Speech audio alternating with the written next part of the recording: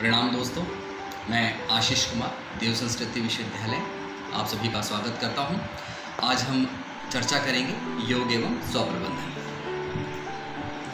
स्वप्रबंधन, स्व और प्रबंधन। स्व अर्थात अपना, प्रबंधन मतलब मैनेजमेंट। हम अपने आप को कैसे मैनेज करें, अपने आप को कैसे हम अच्छा बना सकते हैं, उस पर हम चर्चा करने जा रहे हैं। स्टार्ट।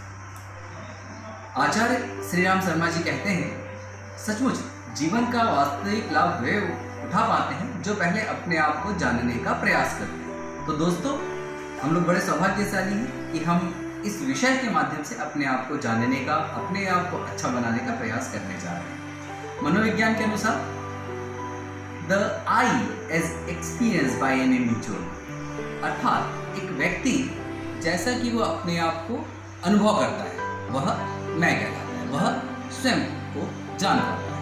मनोविश्लेषणवादी इसको 3 स्तर पर बताते हैं: इदम, अहम और पराहम। इदम सुखवादी मन, जहां पर हम चर्चा करते हैं संसाधनों की। अहम व्यवहारवादी मन, जहां पर हम बात करते हैं रिश्तों की, व्यवहार की। पराहम, जहां पर हम बात करते हैं आदर्शों की, सिद्धांतों की। प्रोफेसर जुंग कहते हैं, स्व व्यक्ति व समूह को परिभाषित करता है, प्रभावित करता है। स्व यानी एक इंडिविजुअल जो कि अपने आप को भी हम प्रभावित करते हैं स्व से, और अपने सराउंडिंग में आने वाले लोगों को भी।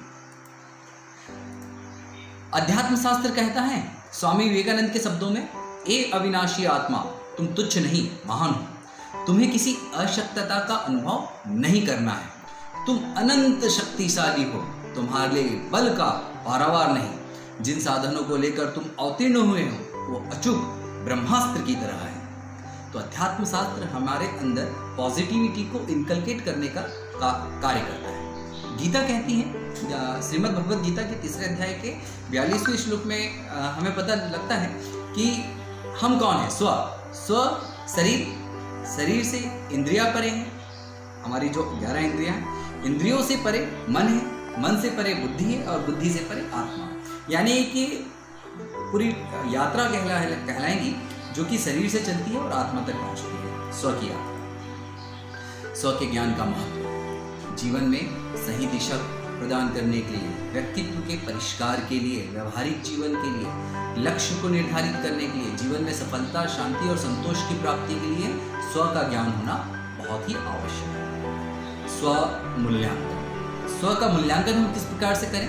तो स्व का मूल्यांकन करने में हमें क्या करना पड़ेगा? आत्मसमीक्षा, अपने गुणों को और दोषों को देखना कि हमारे अंदर में वो कितने अनुपात में है। जीवन को सही दिशा धारा देना। पंडित श्री राम शर्मा आचार्य जी ने स्व मूल्यांकन के 4 चरण बताए हैं, जिसको अपनाकर हम अपने जीवन को बहुत ही बेहतरीन बना सकते हैं। पहला, आत्मचिंतन, देखें कि हमारे अंदर कौन सी अच्छाइयाँ हैं, कौन सी बुराइयाँ हैं। आत्मसुधार, दूसरा पॉइंट, जो बुराइयां हैं उसे कम करने का प्रयास करें, धीरे धीरे खत्म करने का प्रयास करें। यदि हम नशा करते हैं तो उस नशे को धीरे धीरे कम करें।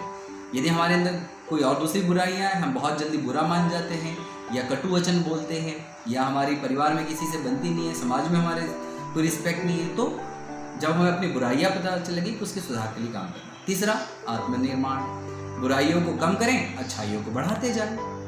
सत्य भाषण करना, मृदु भाषण करना, विनम्र होना, मुस्कुराते हुए प्रसन्नतापूर्वक बात करना, और आत्मविकास। जब हम अच्छे बन जाए तो अपने आसपास में रहने वालों को भी अच्छा बनाइए।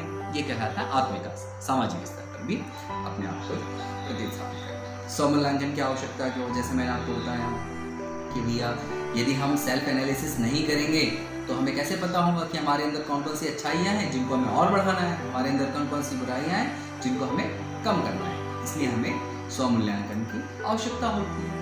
अगला जो महत्वपूर्ण टॉपिक है वह है स्वसम्मान। स्वसम्मान का मतलब होता है स्वगरिमा। हम स्वयं के बारे में क्या सोचते हैं, कैसा महसूस करते हैं, स्वसम्मान है। स्वसम्मान का हम कैसे इसको डेवलप कर सकते हैं?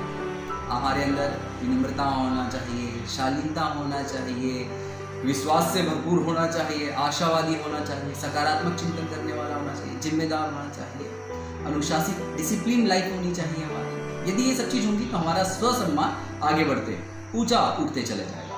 तब हम अपने आप को एक बेहतर इंसान के रूप में प्रतिस्थापित कर पाएंगे। रहीम कहते हैं, करत करत अभ्यास से जड़ मत हो सुजान, रसरी आवत जात है सिल पर पड़त निशान।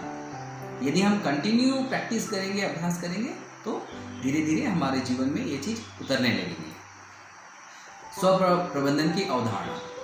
स्व प्रबंधन अपनी शक्तियों को जागृत करना, उसका सुनियोजन करना और उससे अपने जीवन को सही दिशा प्रदान करना, ये स्व प्रबंधन की अवधारणा है, आवश्यकता है।